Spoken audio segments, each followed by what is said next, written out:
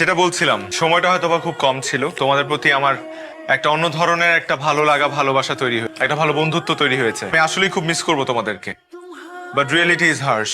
আমার যেতে হচ্ছে, কিন্তু আমি একটা কথাই তোমাদেরকে বলবো, ইটস জাস্ট দ্য স্টার্ট। তোমরা গ্রাজুয়েশন শেষ করবে, পোস্ট গ্রাড করবে, বিজনেস করবে, হয়তোবা নিজের একটা নতুন কিছু শুরু করবে, তাই না? Thank you so much. আমি আসলেই মিস করব তোমাদের সবাইকে।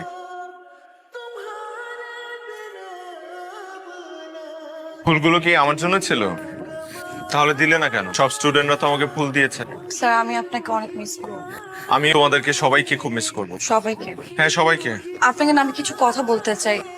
আমি শুনবো না, কারণ আজ আমি কিছু কথা বলবো, তুমি শুনবে। তুমি তুমি খুব খুব ভালো নকল করতে পারো। প্রতিনিয়ত অভিনব পদ্ধতিতে তুমি এক এক উপায় তুমি যেভাবে নকল করো, এটা কিন্তু একটা ট্যালেন্ট। তুমি খুব ট্যালেন্টের একটা মেয়ে। কিন্তু আজকে আমার ফেয়ারওয়েলের দিন আমি একটা জিনিস তোমার কাছে চাইবো, সেটা হলো এই ট্যালেন্টটা তুমি নকলের পেছনে আর নষ্ট করবে। আমি চাই এই ট্যালেন্টটা তুমি পড়াশোনার পেছনে ব্যয় করো। এই যে আজকে তুমি লাস্ট গার্ল, সবার শেষে তুমি, I want you to be first. আমি চাই তুমি এই ভার্সিটি থেকে টপ স্কোরার হয়ে বের হও, একটা ভালো সিজিপি নিয়ে বের হও।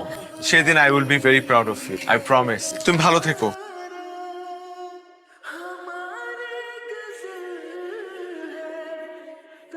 এখনো মন খারাপ করে বসে আছিস? এভাবে মন খারাপ করে বসে থাকলে কি স্যার চলে আসবে? স্যার কি বলেছিল তোর মনে আছে?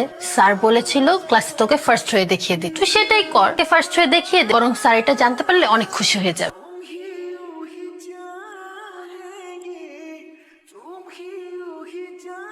পাশের সিটটা কি খালি আছে? ও, কংগ্রাচুলেশন। তুমি কি ভেবেছিলে তুমি না জানালে আমি জানতে পারবো না? তোমার সম্পর্কে সব খোঁজ আমি নিয়ে রেখেছিলাম। কি ব্যাপার? আচ্ছা, ভালোবাসো আমাকে? না, না। আমি ফেয়ারওয়েলের দিনই বুঝতে পেরেছিলাম তুমি আমাকে কিছু বলতে চেয়েছিলে, কিন্তু সেদিন যদি আমি তোমার ওই কথাটা শুনতাম, আজকে আমার এই দিন দেখা হতো না।